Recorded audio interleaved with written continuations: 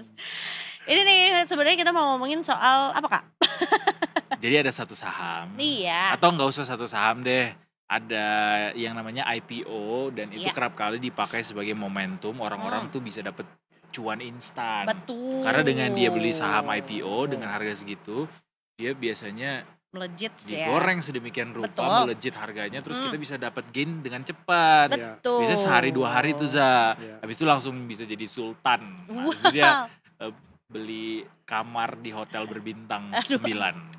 Tapi masalahnya pun kadang untuk membeli saham IPO-nya atau mungkin untuk dapat bisikan-bisikan siapa saja yang akan IPO dan kapan itu juga sebenarnya juga butuh ilmunya juga, butuh apa tuh namanya, ada triknya juga untuk tahu dan cara dapetinnya. Karena kan apalagi kalau apa ya, si perusahaan ini IPO-nya tuh perusahaannya tuh cukup established gitu ya. Yang ngantri juga banyak gitu. And also the thing is yang dibawa menjadi diskursus hari ini adalah antara kita lebih baik itu kayanya atau cuannya lewat pendekatan beli saham IPO atau memang kita merencanakan kita dapat keuntungan itu. Rencananya kayak apa? Nah, kita datangkan langsung suhunya dari Nepal. Dari Nepal. Karena botak. Oh ya ampun. Saya tidak mengarah ke situ loh sama sekali. Kalau Beneran. Nepal kan banyak tuh yang Buddhis. Bukan, saya tidak mengarah ke situ sama sekali. Ya ini ada Sherpa dari Nepal yang udah hadir. Abis mendaki Everest 7 kali ya. Ada Pak Firman Marihot di sini. Sahabatnya Detik Sore. Ya. Selamat datang kembali Pak Firman. Makasih Mas Edo. Sehat Pak Makasih, Firman? Mbak Eza. Sehat? Sehat sekali. Mental sekali. sehat? Mental sehat banget. Dompet banget sehat? loh. Oh, sehat.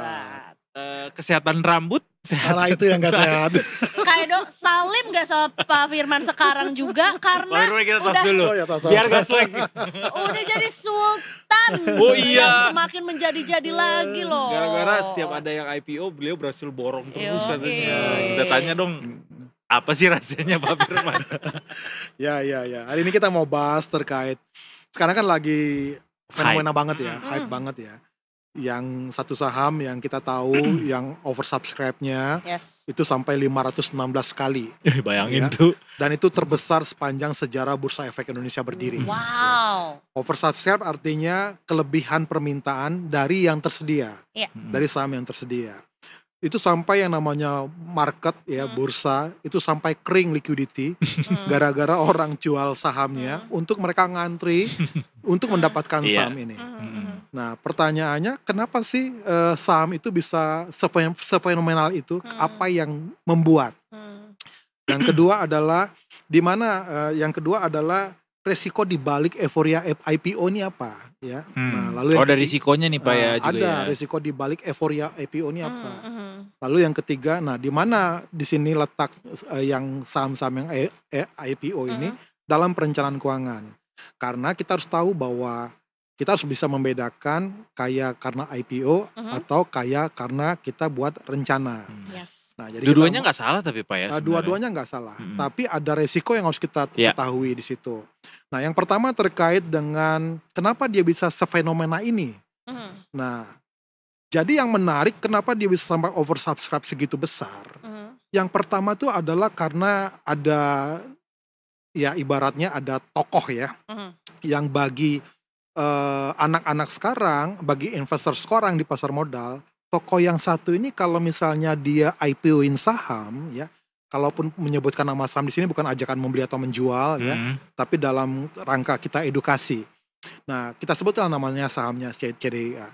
Nah, karena sejarah Sebut histori saja tokohnya adalah inisialnya PP ya. Iya, betul, tokohnya PP. Nah, jadi dia punya konglomerasi yang besar, cukup besar. Jadi orang menganggap konglomerasi daripada saham yang ada afiliasinya dengan konglomerasi ini, itu biasanya sahamnya akan setiap IPO itu akan naiknya kencang. Nah, mereka lihat adalah saham yang dulu yang pernah contohnya Brand, Cuan, dari harga 200 menjadi pernah tertinggi 16.000. Bayangin, 200 perak ke 16.000. Itu I cannot imagine iya, that. kalau dapat 10 juta itu bisa sampai hampir ratusan juta tuh. Bayangin misalnya Eiza kemarin beli Nah. katakanlah 1 juta ya Pak ya. Iya. 1 juta terus berapa oversubscribe-nya tadi Pak? 500. 516. Nah, katakan 500, 1 juta kali 500. Nah, 500 juta. Dol Nah, ya, banget jadi- tuh. Nah, jadi ini yang membuat akhirnya karena mereka melihat ada pertama dia terkait dengan afiliasi dari konglomerasi yang besar ya. Orang akhirnya ke sana. Tapi yang kedua bukan hanya itu. Yang kedua tuh mereka melihat historinya brand awareness atau personal branding daripada si pemilik emiten ini udah membuktikan setiap IPO sahamnya naik kenceng. Nah, itu sebabnya waktu hari pertama ARA tuh langsung ARA mentok gitu ya. Bahkan Iya. sampai hari masih mentok gitu ya. Hmm. Itu yang ngantri itu sampai 3 triliun loh. Gokil. Wow. Yang ngantri ya. Bayangin Itu ada duit sampai 3T yang mau sampai puluhan dibelanjain juta ya. lot yang ngantri gitu loh. Nah, jadi Anehnya tapi nggak ada asing ya Pak. kenapa? Nggak ada asing yang Nah. ngantri beli. Sebenarnya kalau kemarin kalau kita lihat itu sebenarnya sahamnya udah over value. Betul. Ya, kalau kita bicara investing, kita mencari saham-saham yang under value. Nah, saham-saham yang over value kan seharusnya enggak. Nah, makanya tapi sekarang ini kita mesti melihat apakah sekarang ini ada peralihan dari saham fundamental ke saham konglomerasi. Apakah ini karena sekarang memang hampir 60% daripada di bursa Indonesia pemilik RDN itu adalah Gen Z dan milenial yang cepat kaya, sehingga mungkin mereka melihat ya ini mungkin yang bisa membuat cepat kaya. Iya. Itulah yang membuat kita mesti membahas apakah kita kaya karena IPO atau kaya karena rencana. Nah, apakah juga karena ada peran influencer saat ini ya yang melihat wah saham ini memang bagus bla bla bla bla, akhirnya yang membuat jadi dia oversubscribe. Nah, jadi ini yang membuat sefenomenal ini ya, sampai ini sepanjang sejarah Bursa Efek Indonesia, ini yang paling fenomenal. Nah, pertanyaannya resikonya ada nggak? Nah, ada. Kita ambil contoh, ada saham yang udah naik sampai 700. Hari ini udah ARB. Ibaratnya kalau seandainya saya pendekatannya rata-rata nih anak-anak sekarang, supaya dapat apa? Dia antri ketika harganya nyentuh arah. Gampang kan ngitungnya kan? Kalau misalnya di bawah ini 35%. Kalau seperti saham yang ini udah 35%. Antri tinggal hitung penutupan sekarang berapa? Tambah 25%. Udah ngantri di harga itu. Tujuannya ketika ada yang jual, saya dapat. Nah, kebayang nggak kalau waktu harga saham itu 700, dia pasang antri 700, turun sampai hari ini ARB, itu udah hilang 50%. Kalau besok turun lagi, lebih dari 50%. Nah, ini bukan karena IPO, yang ada malah dia bangkrut karena Untung IPO. karena IPO. Nah, makanya ini nggak boleh kita hanya sekedar euforianya doang. Ya, jadi ada resiko dari euforia IPO yang kita juga harus paham. Jadi Pak Firman mau bilang kalau untuk menghindari risiko dari euforia adanya saham IPO ini adalah know when to exit atau apa Pak? Perlu juga kita melihat fundamental ya. Jadi bahwa tadi kita lihat ya bahwa nggak sekadar tahu bahwa ini terafiliasi dengan tokoh tertentu gitu maksudnya. Betul. Karena ujung-ujungnya ya bahwa fundamental itu sebagai sesuatu hal yang memang yang harus menyaring secara waktu mana yang saham itu mahal, mana yang saham itu memang under value sama yang over value.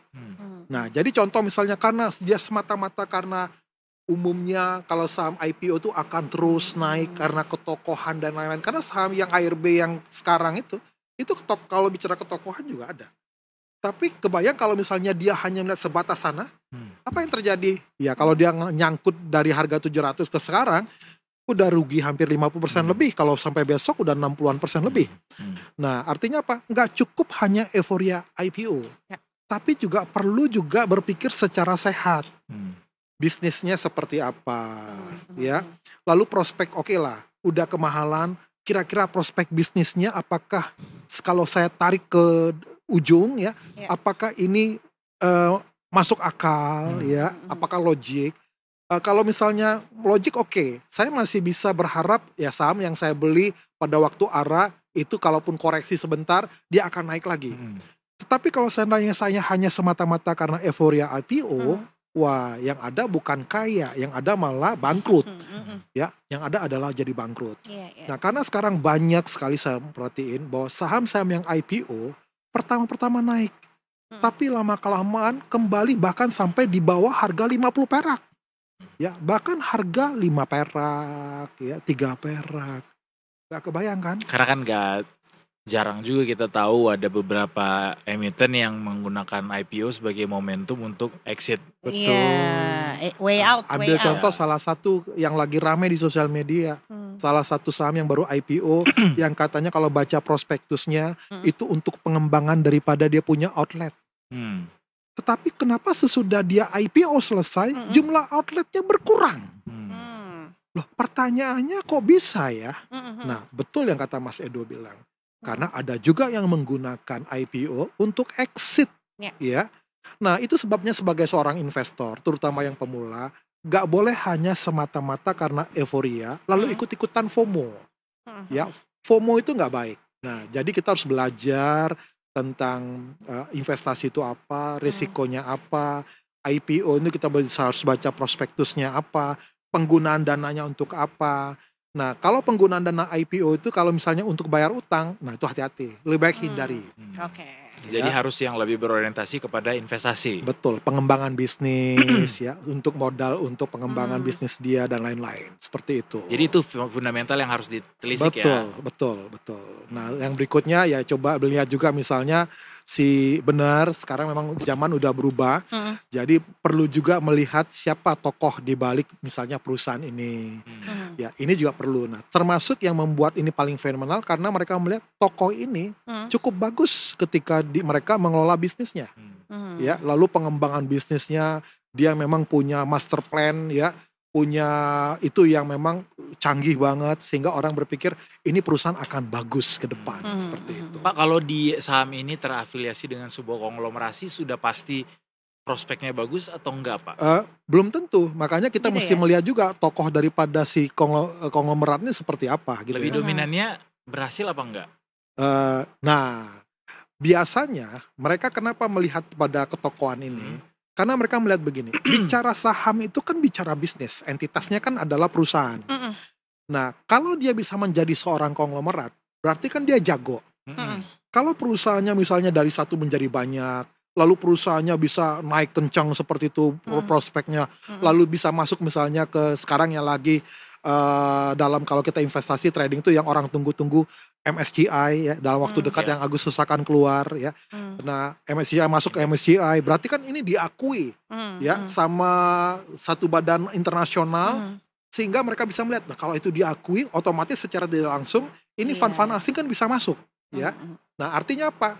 Berarti ada pengakuan atas kinerja daripada si tokoh ini gitu loh. Nah, ini yang membuat akhirnya ketika dia IPO atau apapun yang dia lakukan di pasar modal ya, ini akan menjadi perhatian daripada investor, terutama investor muda yang saat ini mereka itu sangat-sangat memperhatikan yang namanya ketokohan, memperhatikan yang namanya dengan branding, memperhatikan dengan yang seperti itu. Sebelumnya apa yang jadi landasan anak muda di zaman dulu? Nah, di zaman saya mungkin maksudnya. Saya nggak bilang bapak anak zaman dulu. Nah, dulu kan kalau yang diajarin kita itu kan value investing ya. Ya. Nah, artinya apa? Kita melihat fundamentalnya, laporan keuangannya. Tapi kita jujur sekarang kita lihat saham-saham yang big bang lah, yang fundamentalnya bagus. Kita lihat setahun terakhir minus. Saya pegang barangnya keep minus loh. Tapi ada beberapa saham yang sifatnya itu secara kalau kita mau investasi kan kita belajar. Kalau mau hitung berapa tahun sih balik modalnya, kita lihatnya per. Ya, kalau mau lihat bagus atau tidaknya perusahaan itu kita lihat EPS-nya, growth EPS-nya. Nah, kita lihat ada beberapa saham yang secara per udah ratusan. Ya, seharusnya udah kemahalan. Bahkan ada saya lihat saham di papan akselerasi, ya, yang seharusnya harganya tuh di bawah daripada saham-saham fundamental bagus. Tapi kenapa bisa seperti itu? Nah, karena mungkin 60% yang ada di pasar modal, mereka lebih melihat kepada rumor lah, kepada berita lah. Yang saat ini kita bisa melihat rumor atau berita itu sangat sulit sekali kita melihat kebenarannya gitu loh ya. Nah, sekarang orang udah nggak melihat kadang itu dari media mainstream ya. Mereka hanya melihat pada misalnya apa yang berkembang di sosial media, sosmed. Nah, ini yang kita perlu hati-hati. jangan-jangan rumor itu nggak berdasar, tetapi itu sengaja dikeluarkan untuk supaya saham itu naik kencang.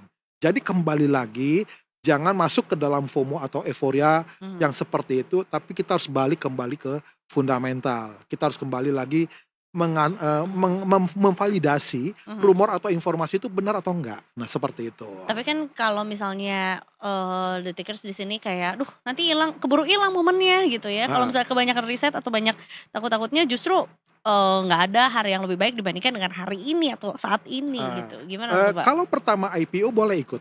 Oke. Ya. Tapi kan ada orang yang karena euforia yang terlalu berlebih-lebih, karena nggak dapat waktu IPO, apa yang dia lakukan? Dia tunggu di saat arah. Itu yang jadi problem. Tapi kalau lagi IPO, boleh dong ikut. Kalau misalnya prospektusnya bagus, kita lihat historinya memang kalau misalnya setiap dia IPO, ini misalnya 5 kali arah, 7 kali arah, 10 arah, boleh dong. Nah, begitu. Tapi kok berani ya Pak ya, belinya di arah. Nah, karena itu tadi, dia merasa ini saham akan naik lagi, greedy. Nah, makanya kan ada istilah. Sebenarnya yang menjadi musuh daripada seorang trader atau investor tuh bukanlah market. Diri Tapi, sendiri. yes. Sangat filosofis. Diri sendiri, di mana diri sendiri ini terkait dengan keputusan yang dilandaskan oleh emosi. Itu Ya, dia. FOMO. Sebenarnya musuh kita tuh bukan orang-orang di sekeliling kita. Apa tuh? Apa yang ada dalam diri kita sendiri. Paham. Kita nyalahin orang sana sini ternyata padahal diri kita sendiri. Iya, tapi ya ini kan fenomena yang sebetulnya juga sudah cukup sering disaksikan gimana apalagi zaman-zaman Covid juga banyak yang kayak mendadak jadi sultan mendadak juga gitu. Kayaknya memang sudah sifat manusia tuh ingin juga gitu seperti itu gitu. Apalagi sebetulnya mendengar cerita kayak ya IPO tuh udahlah ladang penciptaan sultan-sultan baru gitu, Pak. Nah, ini kembali di mana letak IPO dalam perencanaan keuangan ya. Nah, kita bisa masuk ke strategi itu sebenarnya. Apalagi kalau usianya masih muda. Ibaratnya apa? Dia bisa ikut dalam IPO ini, terutama saham-saham yang bagus. Bayangin ya, 5 juta kalau misalnya sampai bisa seperti itu bisa jadi puluhan juta ya. Lalu dia ambil lagi IPO bisa seperti itu kan artinya dia akumulasi kan itu bisa masuk dalam bagian perencanaan keuangan dia. Betul. Tetapi dalam perencanaan keuangan IPO ini letaknya di mana? Nah, yang pertama sekali lagi kita harus tahu ada strukturnya. Struktur yang pertama adalah dana darurat. Kenapa dana darurat itu penting kita udah pernah bahas? Karena ini adalah dana yang kita siapkan untuk kebutuhan darurat. Ya. Kaitannya dengan investasi adalah investasi itu volatile. Ya, kadang dia di bawah, kadang dia di atas. Nah, kalau pas misalnya kita beli di atas, turun di bawah, kita jual sementara dia punya prospek ke depan, kita rugi. Iya, ya. betul. Nah, lalu yang kedua, yang pertama dana darurat, yang kedua adalah kita harus punya proteksi, ya. Proteksi dalam arti apa? Supaya ketika misalnya kita berinvestasi, kita nggak terganggu ketika harus ada kebutuhan dana untuk karena kesehatan lah, atau karena ada kerugian karena misalnya karena sesuatu yang lain. Nah, yang ketiga tujuan. Tujuannya ada 2, tujuan jangka panjang, tujuan jangka pendek. Tujuan pendek dan tujuan jangka panjang. Nah, terkait dengan IPO itu bisa masuk di tujuan jangka panjang. Artinya apa? Untuk yang prospek-prospek bagus, saya tinggal beli sahamnya pada waktu IPO, berharap ini akan naik seperti yang kejadian saham-saham yang ada. Ketika dia tinggal temukan mana saham-saham yang punya karakteristik seperti ini. Sehingga ketika dia dapat dana yang cukup besar dari keuntungan, dia tinggal misalnya cairkan, uang itu masuk lagi untuk dana IPO baru. Nah, tujuannya untuk apa? Sehingga akumulasi daripada uangnya itu akan lebih powerful ketika dia tepat dalam memilih saham-saham yang IPO. Nah, itu masuk di sana. Tetapi dalam aset yang sifatnya lebih spekulatif. Tapi spekulatif yang tanda petik yang bertanggung jawab. Artinya apa? Dia tahu kegunaannya dana IPO itu untuk apa. Dia tahu ini perusahaannya seperti apa ke depan. Tren bisnisnya, prospek bisnisnya seperti apa. Seperti itu. Spekulatif yang bertanggung jawab ya Pak? Spekulatif yang bertanggung jawab. Terima kasih sekali lagi Pak Firman. Makasih Mas Edo. Sudah selalu datang ke sini membawa insight-insight baru. Iya, bikin kita tercerahkan bahwa ya memang ya kan IPO ini begitu menggiurkan ya kan. Tapi tips Pak terakhir. Tips mendapatkan saham IPO. Belum nanya. Halo. Paling mudah. Ya. Berarti kita kan harus bikin strategi dari sebelum itu diumumkan kan. Berarti harus rajin-rajin riset dong Pak. Riset, nah sebenarnya ketika keluar mana perusahaan yang mau IPO, itu masing-masing sekuritas atau aplikasi biasanya udah tulis Info, ya IPO-nya mana aja. Ayo beli. Nah tugas kita ketika ada itu adalah yang pertama kita baca prospektusnya. Oke. Download, baca prospektusnya. Dengan singkat Pak, prospektus itu apa Pak? Mungkin ada ringkasan terkait dengan perusahaan tersebut. Ya. Termasuk di dalamnya kebutuhan dana itu yang hasil IPO itu mau digunakan kemana aja. Nah dari situ kita bisa membaca apakah itu untuk bayar hutang atau itu untuk misalnya ekspansi bisnis. Kalau untuk bayar hutang mending nggak usah. Tapi kalau untuk ekspansi bisnis itu perlu dipertimbangkan. Nah selanjutnya lihat prospek bisnisnya ke depan seperti apa. Nah terkait prospek bisnis itu kita perlu melihat seperti apa track record daripada si pemilik perusahaan. Nah seperti itu. Kalau udah firm semua dilakukan riset prospektusnya, udah antri deh. Yes, betul. Beli sebanyak-banyaknya. Beli sebanyak-banyaknya. Betul. Tetap dengan sesuai profil risiko. Sesuai dengan profil. Nah, sesuai dengan profil risiko. Betul.